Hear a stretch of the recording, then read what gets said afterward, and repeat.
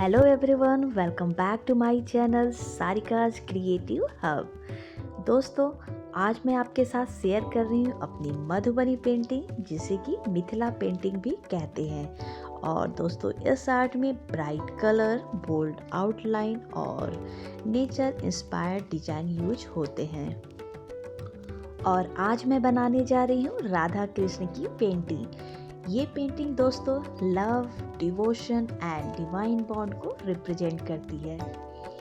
तो सबसे पहले मैं रफ स्केच बनाऊंगी ताकि डिजाइन क्लियर हो जाए।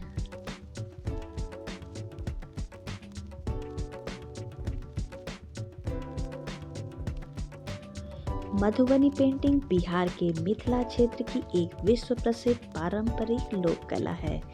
वैसे तो दोस्तों, इसकी उत्पत्ति भारत नेपाल के मिथिला क्षेत्र, जो कि अब बिहार के मधुबनी जिले से जुड़ा हुआ है, और महिलाओं द्वारा इसे शुरू की गई थी।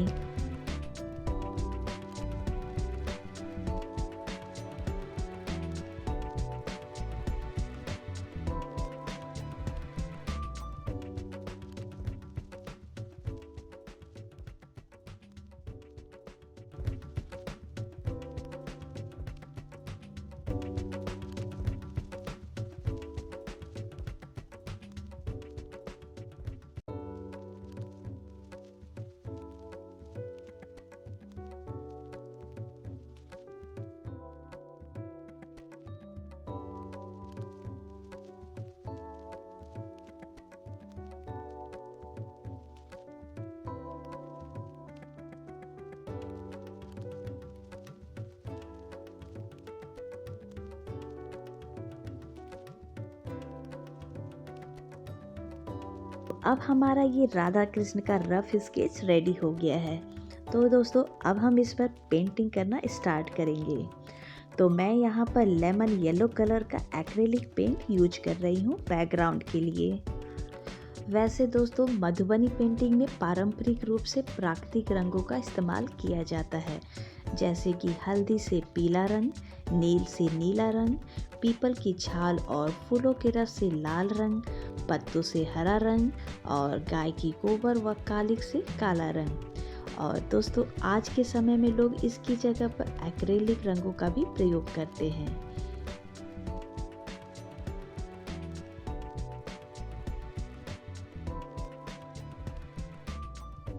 तो हमारा बैकग्राउंड अब कंप्लीट हो गया है। तो दोस्तों, अब हम करने जा रहे हैं सबसे इंटरेस्टिंग पार्ट, अंदर की कलरिंग। और कलरिंग के लिए दोस्तों मैं यूज कर रही हूँ ब्राइट कलर, जैसे कि red, yellow, blue and green colour. और इन रंगों को लोग बांस की तीली या रुई से बनी कलम या लकड़ी की पतली स्टिक और अपनी उंगलियों का प्रयोग करते हैं। और आज के टाइम में लोग इसे स्केच पेन और ब्रश का भी यूज करते हैं, और मैं भी अपनी पेंटिंग को इसी तरह से यूज कर रही हूँ।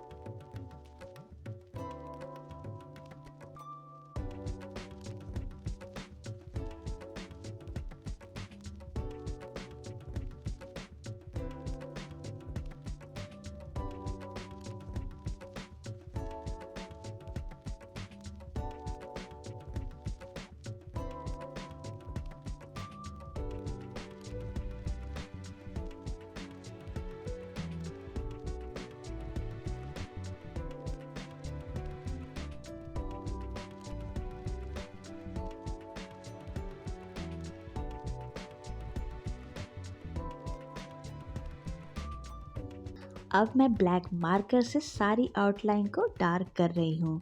दोस्तों, ट्रेडिशनल मधुबनी पेंटिंग में बोल्ड आउटलाइन को यूज किया जाता है, जो इस आर्ट को एक अलग ही लुक देती है।